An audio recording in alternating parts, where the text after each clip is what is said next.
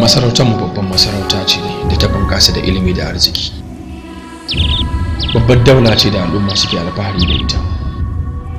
Burin duk wani dan sarki ya ga ya zama sarki ko ya rayu a cikin gidan sarauta. Allah ya taimaki sarki. Ina so zan ga mahaifiyata. Ba za ka ganta ba, tashi ka koma. Karni na 20 lokacin mulkin turawan mallaka a ƙasar Jadarwa. Babban tashin hankali a wancan lokaci shine biyan jangali da haraji. Fanar da dore ke gabatar da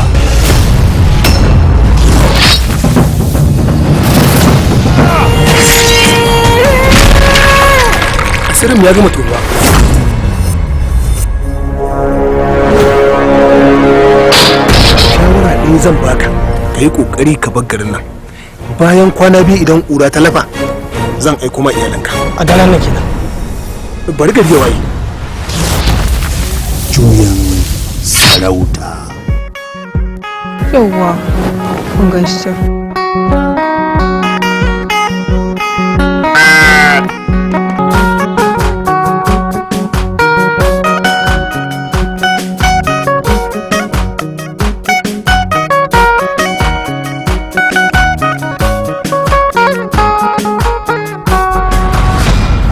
Na daɗe ina tsara shi, sarauta sai kayanka. Tun kana jaririnka nake share maka hanya don ka zama sarki, babu wanda ya isa ya tsayar min da ka. Juyan sarauta. Mallakar kamfanin Kamat Productions tare da dogarai Quarters Women Films Limited.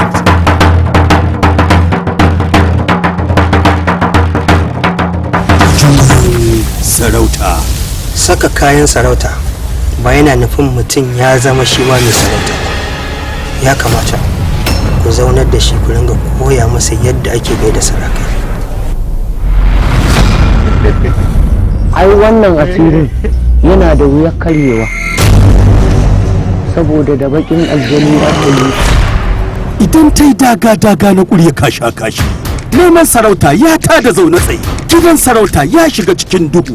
An bi malamai, an bi malumi, an bi matsafa, an bi matsafa, an bi yan bori, an bi yan boris, an bi dare, an dare. Munafukai da magulmatan bayi suna ta kai komo tsakanin ƙarya da gaskiya. Sai da kuma ba a sarki biyu a gari guda. Yaya, da fatan an yi nasara. Ai ranke daɗe, sai dai mu saurari kukan mutuwa. Mutan gida ya kashe min da ya kashe min Umaru. Idan ba ka da hankali, wallahi ba ya mata hankali. Ku sake ni. Juyan sarauta.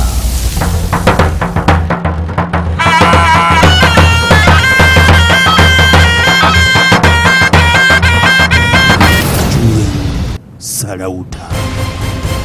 Ina fadar taki take a wajen sarki. Batu.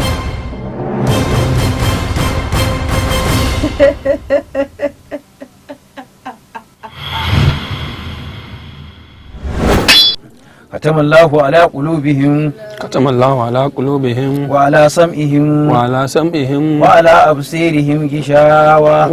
أبصيرهم غشاوة الذين آمنوا makaranta ta fa wallahi ba kwana cika kwana ka kai mana gabibi din shiga mai gaskiya Har yanzu aka kai. Kai dai kai kau. ai shawara ki wallahi